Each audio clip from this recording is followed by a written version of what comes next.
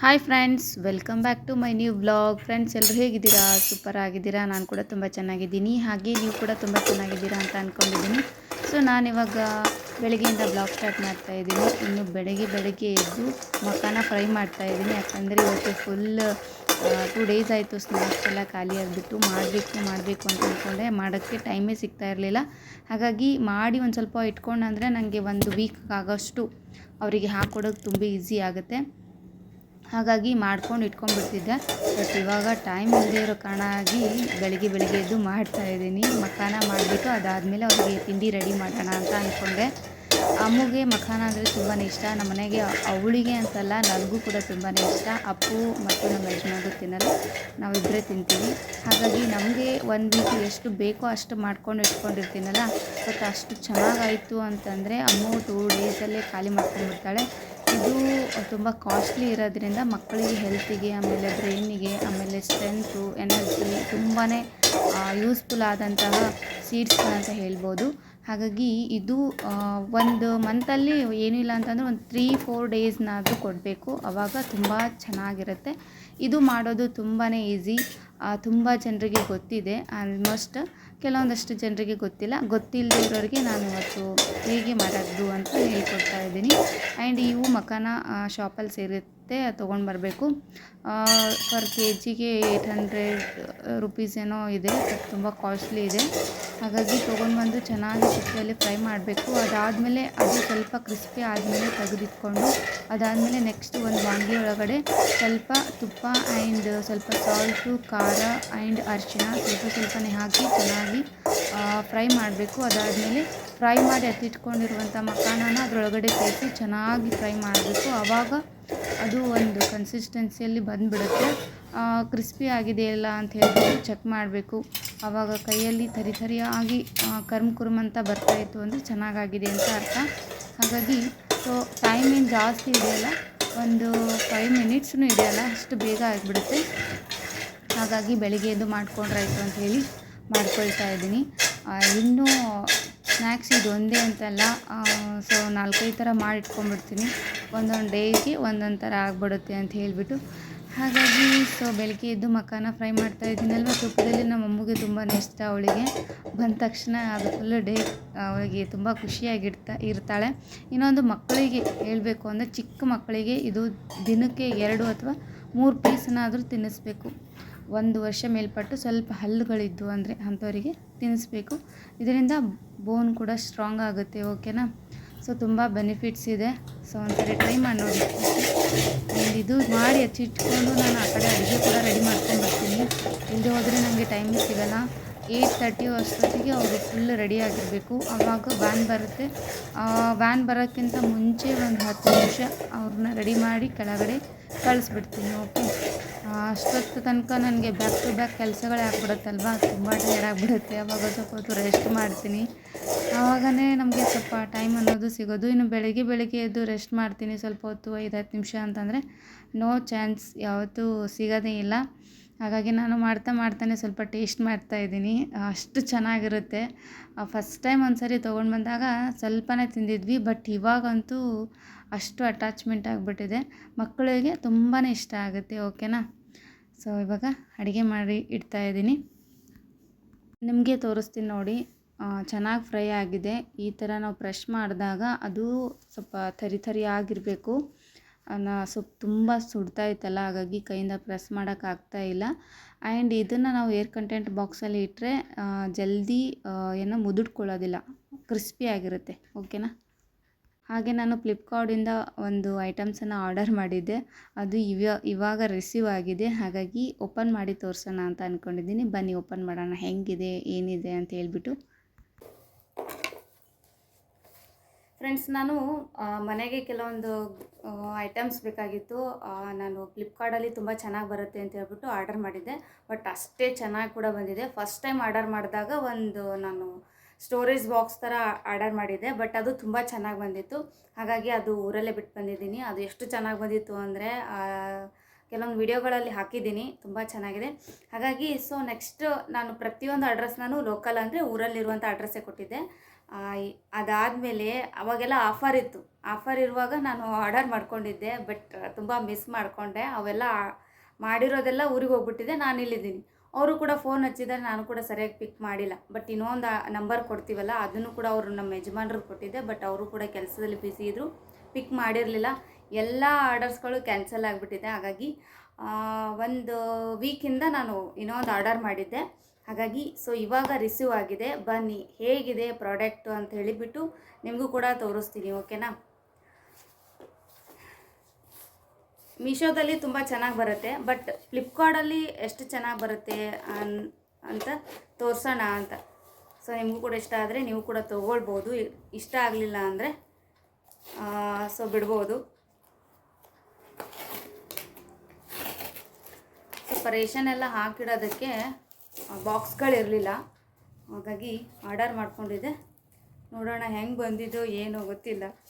But ಅಲ್ಲಿ ತೋರಿಸಿದಾಗ ತುಂಬ ದೊಡ್ಡ ಪೀಸ್ ತೋರಿಸಿದ್ದಾರೆ, ಬಟ್ ಇಲ್ಲಿ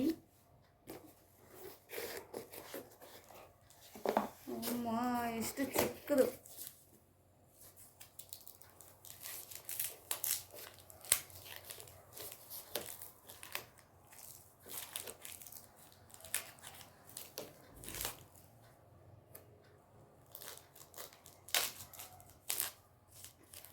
ಗ್ಲಾಸ್ ಐಟಮ್ಸ್.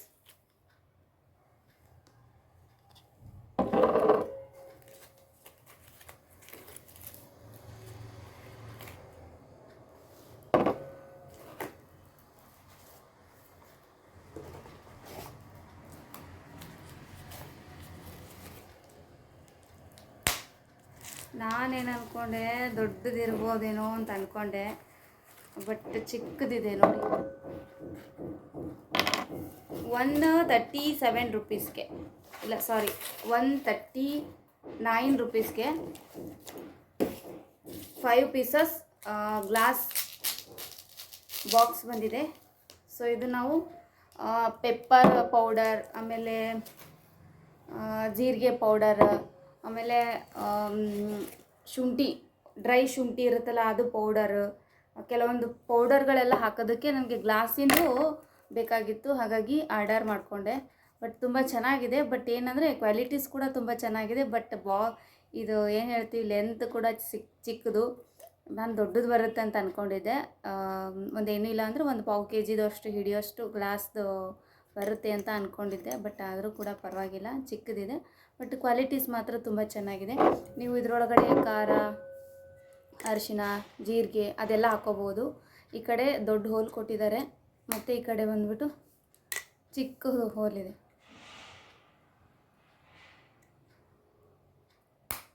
ಇದು 5 ಪೀಸಸ್ ಕೊಟ್ಟಿದ್ದಾರೆ.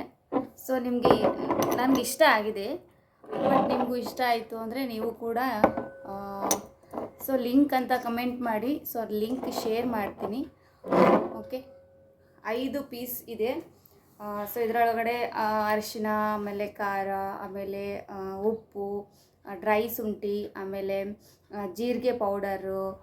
ಸೊ ಇದೆಲ್ಲ ಪೌಡರ್ ಮಾಡಿ ಇಟ್ಕೊಳ್ಳೋದಕ್ಕೆ ಬೇಕಾಗಿತ್ತಲ್ಲ, ಹಾಗಾಗಿ ಆರ್ಡರ್ ಮಾಡಿಕೊಂಡೆ. ತುಂಬ ಚೆನ್ನಾಗಿದೆ, ನನಗೆ ತುಂಬ ಇಷ್ಟ ಆಯಿತು. ಬಟ್ ಏನಂದರೆ ಇನ್ನೊಂದು ಸ್ವಲ್ಪ ದೊಡ್ಡ ಸೈಜ್ ಬರುತ್ತೆ ಅಂತ ಅಂದ್ಕೊಂಡಿದ್ದೆ, ಬಟ್ ಅಷ್ಟು ಚಿಕ್ಕದು ಸೈಜ್ ಬಂದಿದ್ದೆ. ಬಟ್ ಅದರ್ವೈಸ್ ಕ್ವಾಲಿಟೀಸ್ ಹೇಳಬೇಕು ಅಂದರೆ ತುಂಬ ಚೆನ್ನಾಗಿದೆ. 139 ರುಪೀಸ್ಗೆ ಏನು ಬರುತ್ತಲ್ವ, ಹಾಗಾಗಿ ಸೊ ವರ್ತ್ ಅಂತ ಹೇಳ್ಬೋದು, ಓಕೆನಾ.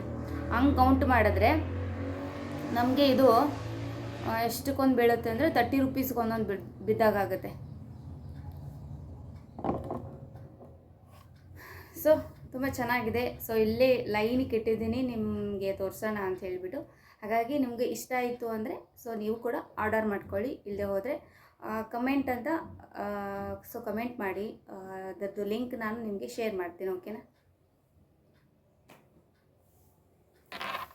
ಫ್ರೆಂಡ್ಸ್, ಇಷ್ಟೊತ್ತನ ಕೆಲಸ ಆಯಿತು, ಮನೆ ಕೆಲಸ ಆಯಿತು, ಊಟ ಆಯಿತು, ಎಲ್ಲ ಆಯಿತು. ಇವಾಗ ಏನಿಲ್ಲ, ಇದಿಷ್ಟು ಸೀರೆ ಪೀಕೋ ಹಾಕಬೇಕು ಅಂತೇಳಿ ಕೂತಿದ್ದೀನಿ. ನಂದೊಂದು 2-3 ಸೀರೆ ಇದೆ, ಬಟ್ ಅದಿಷ್ಟು ಹಾಕ್ಕೊಂಡ್ಬಿಡ್ತೀನಿ. ಯಾಕಂದರೆ ಬೇರೆಯವ್ರದ್ದು ಹಾಕ್ಲಕತ್ತಾಗ ನಂದು ಅದ ಅಂಥೇಳಿ ನೆನಪು ಬರುತ್ತೆ.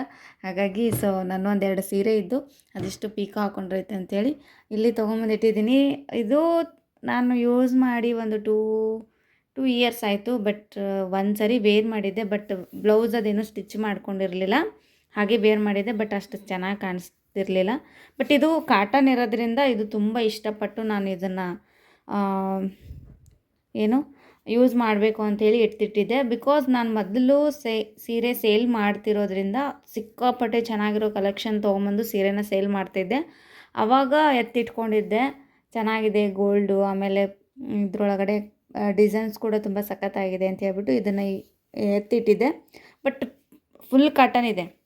ಇವಾಗ ಪಾಲಿಸ್ಟರ್ ನನಗೆ ಅಷ್ಟೊಂದು ಯಾಕೋ ಇಷ್ಟ ಆಗ್ತಾಯಿಲ್ಲ, ಕಾಟನ್ ಯೂಸ್ ಮಾಡಬೇಕು ಅಂತ ಅನ್ನಿಸ್ತಾ ಇದೆ. ಹಾಗಾಗಿ ಇದೊಂದು ಸೀರೆ ಎತ್ತಿಟ್ಟಿದೆ. ಇದು ಇವಾಗ ಪಿಕೋ ಮಾಡ್ಕೊಳ್ತಾ ಇದ್ದೀನಿ. ಆ್ಯಂಡ್ ಇಲ್ಲೊಂದು ಸೀರೆ ಇದೆ ಕಸ್ಟಮರ್ದು, ಇದನ್ನು ಕೂಡ ರೆಡಿ ಮಾಡಬೇಕು. ಆ್ಯಂಡ್ ಇನ್ನೊಂದು ಅಲ್ಲೊಂದೆರಡು ಸೀರೆಗಳಿದೆ, 2 ಅಲ್ಲ 3 ಇರ್ಬೋದು ಮೇ ಬಿ. ಆ 3 ಸೀರೆಗಳಿಗೆ ಫಾಲ್ ರೆಡಿ ಮಾಡಬೇಕು, ಪಿಕೋ ಆ್ಯಂಡ್ ಫಾಲ್ ರೆಡಿ ಮಾಡಬೇಕು. ಬಟ್ ಅದು ಕಸ್ಟಮರ್ದು ಇರೋದ್ರಿಂದ ಒಂದು 2 ಡೇಸಲ್ಲಿ ಕೊಡಬೇಕು. ಬಟ್ ಇವಾಗ ಟೈಮ್ ಇದೆ ಅಲ್ವಾ, ಇವಾಗ ರೆಡಿ ಮಾಡಿ ಇಟ್ಟನೆ ಅಂದರೆ ಒಂದೆರಡು ಬ್ಲೌಸ್ ಇದೆ, ಅದನ್ನು ಕೂಡ ರೆಡಿ ಮಾಡಬೇಕು.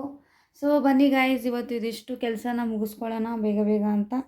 ಇವಾಗ ಮಧ್ಯಾಹ್ನಕ್ಕೆ ಅಡುಗೆ ಏನು ಮಾಡ್ತಾಯಿಲ್ಲ ನಾನು. ಬೆಳಗ್ಗೆ ಮಾಡಿದ್ನಲ್ಲ ಅದೇ ಮಿಕ್ಕಿರೋದು ಸ್ವಲ್ಪ ಇತ್ತು. ಬಟ್ ಇನ್ನೊಂದು ಸ್ವಲ್ಪ ಹೊತ್ತು ನಿಂತ ಮೇಲೆ ಸಬ್ಸಿಪಲ್ಲೆ ಹಾಕಿ ಕಡುಬು ಮಾಡೋಣ ಅಂತ ಅಂದ್ಕೊಂಡಿದ್ದೀನಿ. ಭಾಳ ದಿನದಿಂದ ಕಡುಬು ತಿನ್ನಬೇಕು ಅಂತ ಅನ್ನಿಸ್ತಾಯಿತ್ತು. ಬಟ್ ಅದನ್ನು ಕೂಡ ತೋರಿಸ್ತೀನಿ, ಓಕೆನಾ, ಹೆಂಗೆ ಮಾಡ್ತೀನಿ ಅಂತ. ಸಬ್ಸಿಪಲ್ಲೆ ಇಟ್ಟು ಕಡುಬು ಅಂತಂದರೆ ರಾಗಿ ಹಿಟ್ಟನ್ನು ಬಳಸಿ ಕಡುಬು ಮಾಡ್ತೀನಿ, ಜೋಳದ ಹಿಟ್ಟಲ್ಲ, ರಾಗಿ ಹಿಟ್ಟು ಬಳಸಿ ಕಡುಬು ಮಾಡಬೇಕು ಅಂತೇಳಿ ಅಂದ್ಕೊಂಡಿದ್ದೀನಿ. ಬಟ್ ಅವ್ರು ಬರೋಷ್ಟೊತ್ತಿಗೆ ನಂದು ಇದಿಷ್ಟು ಪೀಕೋ ಹಾಕ್ಕೊಂಡು ಕಡಿಗೆ ಆಗಿಬಿಡ್ತೀನಿ. ಯಾಕಂದರೆ ಲೈಟ್ ಹೋಗ್ತಾಯಿದೆ, ಯಾವಾಗ ಹೋಗುತ್ತೋ ಯಾವಾಗ ಬರುತ್ತೋ ಗೊತ್ತಿಲ್ಲ ಗಾಯ್ಸ್. ಹಾಗಾಗಿ ನಮ್ಮ ಅಕ್ಕ ಒಂದು ಸ್ಯಾರಿ ಮಾಡಿದ್ಲು, ಆ ಸ್ಯಾರಿನೂ ಕೂಡ ನಾನು ಪಿಕೋ ಹಾಕಿಟ್ಟಿದ್ದೀನಿ. ಅದು ಬ್ಲೌಸ್ ಕೂಡ ಸ್ಟಿಚ್ ಮಾಡಬೇಕು ಅಂಥೇಳಿ.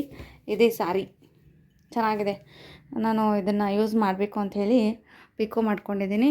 ಇದು ಸಿಲ್ಕ್ ಟೈಪ್ನಲ್ಲಿ ಬರುತ್ತೆ. ಬಟ್ ಚೆನ್ನಾಗಿದೆ, ಎಲ್ಲಿಗಾದರೂ ಹೊರ್ಗಡೆ ಹೋದಾಗ ಹಾಕ್ಕೊಳ್ಬೋದು ಅಂತ ಇಲ್ಲಿದೆ. ಆ್ಯಂಡ್ ಇದ್ರದ್ದು ಬ್ಲೌಸ್ ಕೂಡ ಎತ್ತಿಟ್ಟಿದ್ದೀನಿ. ಇದೆರಡು ಬ್ಲೌಸ್ ರೆಡಿ ಮಾಡಬೇಕು.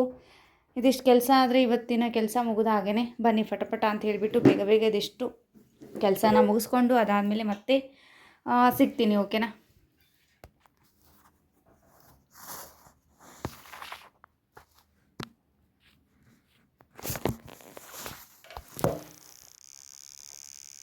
ಫ್ರೆಂಡ್ಸ್, ಇಷ್ಟೊತ್ತನ ಹೊಲಿಗೆ ಕೆಲಸ ಆಯಿತು. ಆ್ಯಂಡ್ ಇವಾಗ ಸ್ವಲ್ಪ ಮನೆ ಕ್ಲೀನ್ ಮಾಡೋಣ ಅಂತ ಹೇಳಿಬಿಟ್ಟು ಕ್ಲೀನ್ ಮಾಡ್ತಾಯಿದ್ದೀನಿ. ಬಿಕಾಸ್ ನನಗೆ ಯಾಕೋ ಇವತ್ತು ಮೂಡು ಫುಲ್ ಆಫ್ ಆಗಿಬಿಟ್ಟಿದೆ. ತಲೆ ಅಂತೂ ಇಷ್ಟು ನೋಯ್ತಾಯಿತ್ತು, ಸಿಕ್ಕಾಪಟ್ಟೆ ನೋಯ್ತಾಯಿತ್ತು. ಹಾಗಾಗಿ ಒಂದು ವಿಡಿಯೋಸ್ ಅಥವಾ ಏನಾದರೂ ಒಂದು ಸಾಂಗು ಹಾಕ್ಕೊಂಡು ಮನೆ ಕೆಲಸ ಮಾಡೋಣ ಅಂಥೇಳಿ ಅಂದ್ಕೊಂಡಿದ್ದೀನಿ. ಇವಾಗ ಜೋಸ್ ಅನ್ನೋದು ಈಗ ಒಬ್ಬರು ಯಾರಾದರೂ ಮಾತಾಡ್ತಾ ಇದ್ದರೆ ಬರುತ್ತೆ, ಇಲ್ಲದೆ ಹೋದರೆ ಸಾಂಗು ಅಥವಾ ಕಾಮಿಡಿ ವಿಡಿಯೋಸ್ಗಳೋ ಅಥವಾ ಏನಾದರೂ ಒಂದು ಮೂವಿನೋ ಈ ಥರ ಇದ್ದರೆ ಒಂದು ಜೋಸ್ ಅನ್ನೋದು ಬರುತ್ತೆ. ಹಾಗಾಗಿ ಸೊ ಟಿ ವಿಯಲ್ಲಿ ಸರ್ಚ್ ಮಾಡ್ತಾ ಇದ್ದೀನಿ ಯಾವುದು ಹಾಕಬೇಕು ಅಂತ. ಯಾವುದೂ ಅಷ್ಟೊಂದು ಸರಿಯಾಗಿಯೇ ಅನ್ನಿಸ್ತಾ ಇರಲಿಲ್ಲ. ಇನ್ನು ಮನೆ ಕೆಲಸ ಮಾಡಬೇಕು ಅಂತಂದರೆ ಏನಾದರೂ ಒಂದು ಮೆಲೋಡಿ ಸಾಂಗ್ ಅದರ ಹಾಕಬೇಕು. ಇಲ್ಲದೇ ಆದರೆ ನನಗೆ ಜಾಸ್ತಿ ಅಂತಂದರೆ ಓಲ್ಡ್ ಸಾಂಗ್ಗಳು ತುಂಬ ಇಷ್ಟ ಆಗುತ್ತೆ. ಅದನ್ನಾದರೂ ಹಾಕ್ಕೊಳ್ಳೋಣ ಅಂಥೇಳಿ ಹುಡುಕ್ತಾ ಇದ್ದೀನಿ. ಬಟ್ ಯಾವುದೂ ಅಷ್ಟು ಸರಿ ಅಂತ ಅನ್ನಿಸ್ತಾ ಇರಲಿಲ್ಲ. ಫೈನಲಿ ಒಂದು ಸಾಂಗನ್ನು ಹಾಕೋಣ ಅಂತ ಹಾಕಿದ್ದೀನಿ. ಇನ್ನು ಅದು ಸಾಂಗ್ ಹಾಕ್ಕೊಂಡು ಇನ್ನು ಮನೆ ಕೆಲಸ ಎಲ್ಲ ಮಾಡ್ಕೊಂಬಿಡ್ತೀನಿ. 1 ಅವರಲ್ಲಿ ಕ್ಲೀನ್ ಆಗಿಬಿಡುತ್ತೆ. ಓಕೆ, ನನ್ನ ಫೇವ್ರೇಟ್ ಅಂದರೆ 2010ನಲ್ಲಿ ನನ್ನ ಫೇವ್ರೇಟ್ ಹೀರೋ ಆಗಿರುವಂಥ ದರ್ಶನ್ ಸರ್ದು ಒಂದು ಸಾಂಗ್ ಹಾಕಿದ್ದೀನಿ. ಅದನ್ನೇ ಇರಲಿ ಅಂತ ಹೇಳ್ಬಿಟ್ಟು ಸೊ ಆ ಸಾಂಗ್ ಹಾಕ್ಕೊಂಡು ಇವಾಗ ಮನೆ ಕೆಲಸ ಮಾಡ್ತಾಯಿದ್ದೀನಿ. ಆ್ಯಂಡ್ ಸೊ ಮನೆ ಕೆಲಸ ಎಲ್ಲ ಆದಮೇಲೆ ಸ್ವಲ್ಪ ಹೊತ್ತು ರೆಸ್ಟ್ ಮಾಡ್ತೀನಿ. ಹಾಗಾಗಿ ಸೊ ಇವತ್ತಿನ ವಿಡಿಯೋ ನಾನು ಇಲ್ಲಿಗೆ ಎಂಡ್ ಮಾಡೋಣ ಅಂತ ಅಂದ್ಕೊಂಡಿದ್ದೀನಿ. ಐ ಹೋಪ್ ಈ ವಿಡಿಯೋ ತಮ್ಮೆಲ್ಲರಿಗೂ ಇಷ್ಟ ಆಗಿತ್ತು ಅಂದರೆ ಲೈಕ್ ಮಾಡಿ, ಶೇರ್ ಮಾಡಿ, ಕಮೆಂಟ್ ಮಾಡಿ ಅಂತ ಹೇಳ್ತಾ ಇನ್ನು ನಾಳೆ ಇನ್ನೊಂದು ಹೊಸ ವಿಡಿಯೋದೊಂದಿಗೆ ಮತ್ತೊಮ್ಮೆ ಸಿಗೋಣ. ಅಲ್ಲಿವರೆಗೂ ಟೇಕ್ ಕೇರ್, ಬಾಯ್.